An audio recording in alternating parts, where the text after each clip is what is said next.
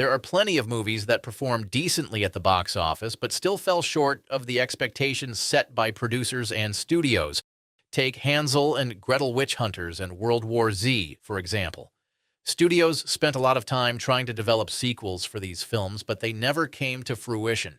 Studio executives are often concerned that the box office revenue from sequels might drop so significantly that it wouldn't even cover basic costs. Stargate is another film that falls into this category. While its box office earnings were solid relative to its budget, the studio hesitated to take the risk of creating a sequel, ultimately shifting the franchise to television. So, let's take a closer look at this film, which, for a variety of reasons, didn't manage to achieve the success needed to stay on the big screen with sequels. Director Roland Emmerich has been pretty fortunate in his career. His Hollywood journey started off strong, but things could have gone very differently if he had teamed up with Sylvester Stallone in the early 1990s. Back then, Emmerich was tied to a project called Isobar, which was already facing challenges. Stallone's involvement drove the budget up to $90 million. Around the same time, director Andrew Davis left Universal Soldier to work with Steven Seagal on Under Siege. Seeing that Isobar wasn't going anywhere, the producers shifted Emmerich to Universal Soldier, which was still in need of a director. The film turned out to be a massive hit, propelling Jean-Claude Van Damme to stardom and giving Emmerich the freedom to choose his next project. One of those choices was Stargate. According to Emmerich, he came up with the concept for Stargate back when he was in school, similar to how Luc Besson developed The Fifth Element. While Emmerich and Dean Devlin, his longtime producing partner, are credited as the screenwriters, there's an interesting twist to this story. After the movie premiered, Emmerich and the studio found themselves in court. A man named Omar Zudi claimed that Stargate was based on his idea. He alleged that he had submitted a script to 20th Century Fox in 1985, but the studio showed no interest at the time. Years later, a different studio released something that, according to Zudi, was strikingly similar to his work. He demanded over $100 million in compensation. However, as often happens, the studio had far more resources to spend on legal representation than an ordinary history teacher. The case was settled out of court for a mere $50,000. So, while it's possible that Emmerich truly conceived of the idea back in school, it's also plausible that the teacher's manuscript jogged his memory while he was searching for a new project in the early 1990s. During the film's development, the script posed significant challenges. In fact, it was initially so problematic that no actors wanted to join the cast. Kurt Russell rejected the role after reading the script, but Emmerich and the producers were determined to cast him, so they sweetened the deal with a higher offer. Russell declined again. Finally, they offered him $7 million, a record for him at the time, which he ultimately couldn't turn down, though he later admitted he debated asking for even more.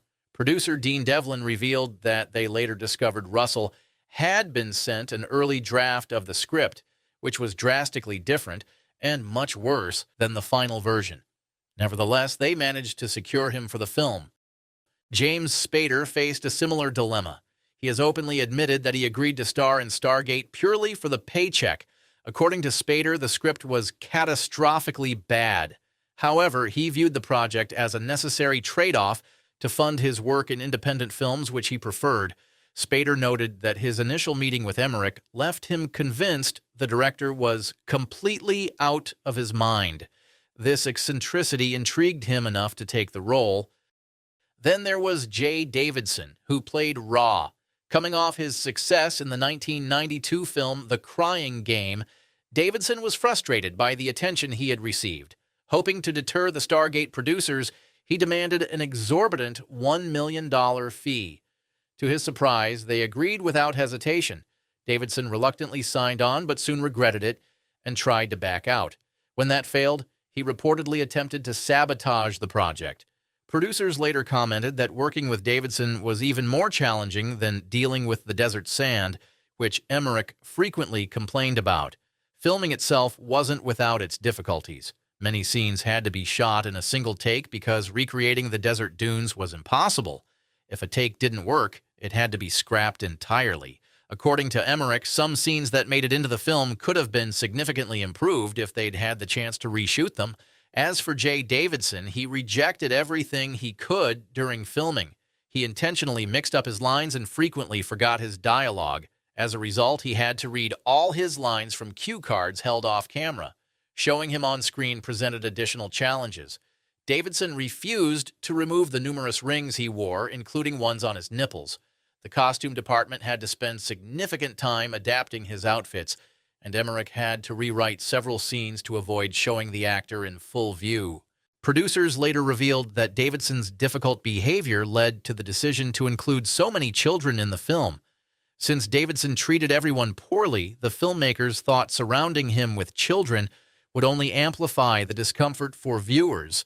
This tactic enraged Davidson to the point that he would tear off his costumes the moment the director yelled, "Cut!" Following Stargate, Davidson quit acting. Since 1994, he has appeared only in a handful of short films made by friends. However, Stargate wasn't all negatives. Composer David Arnold was initially invited to write temporary pieces for the rough cut of the film. At the time, Arnold had only worked on a small film, The Young Americans. The studio planned to replace him later with a more experienced composer. Roland Emmerich later admitted he was frustrated when the studio assigned him an inexperienced composer, fearing they wouldn't be able to work effectively together. But producer Dean Devlin and Emmerich were so impressed with Arnold's temporary music that they insisted he compose the final score for Stargate. Arnold went on to work with Emmerich on multiple projects and eventually composed scores for major James Bond films like Casino Royale and Tomorrow Never Dies. Actor Djimon Hounsou, although he had appeared in minor roles before, is often credited with launching his Hollywood career through Stargate. His performance caught the attention of Steven Spielberg, who cast him in Amistad. Hounsou then went on to star in films like Gladiator. The initial test screenings of Stargate went poorly. Audiences described the film as confusing and struggled to follow its plot.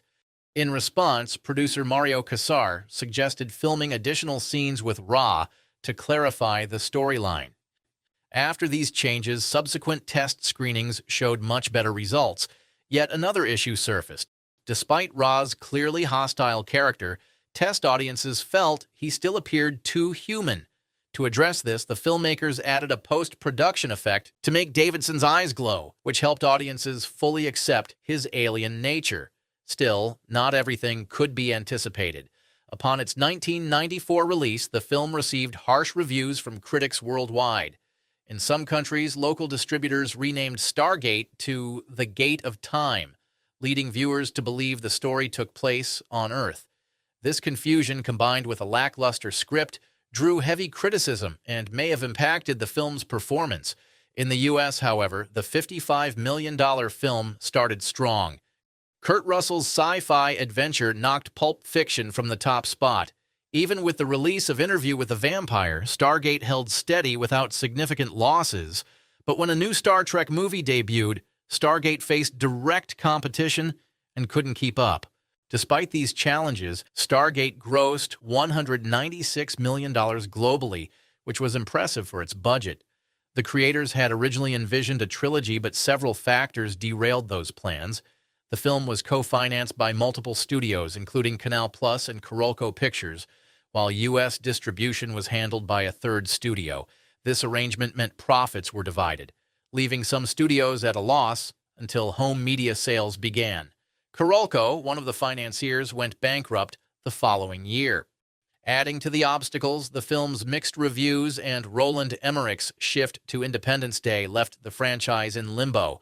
Ultimately, the decision was made to transition Stargate to television, where it achieved remarkable success. The TV series Stargate SG-1 ran for 10 seasons, with its debut breaking several television records. It was also the first series to receive funding from the U.S. Department of Defense. This partnership likely contributed to the show's longevity, although ratings did decline after the initial seasons. The franchise expanded further with Stargate Atlantis and several feature-length TV movies. In the early 2010s, as Roland Emmerich's career faced a downturn, he revisited his past successes. This led to the sequel Independence Day: Resurgence, Around the same time, Emmerich approached MGM, which owned the Stargate rights, proposing a long-awaited sequel. By the mid-2010s, he had begun scripting what he claimed was an exceptional follow-up, yet even now, the sequel remains in development limbo. Emmerich collaborated with a writer known for the Smurfs movies and Independence Day: Resurgence. While the project isn't officially canceled, its potential release seems uncertain. Given the reception of Resurgence, the idea of another Emmerich sequel may not inspire much excitement. Thanks for watching, subscribe, and stay tuned for more updates.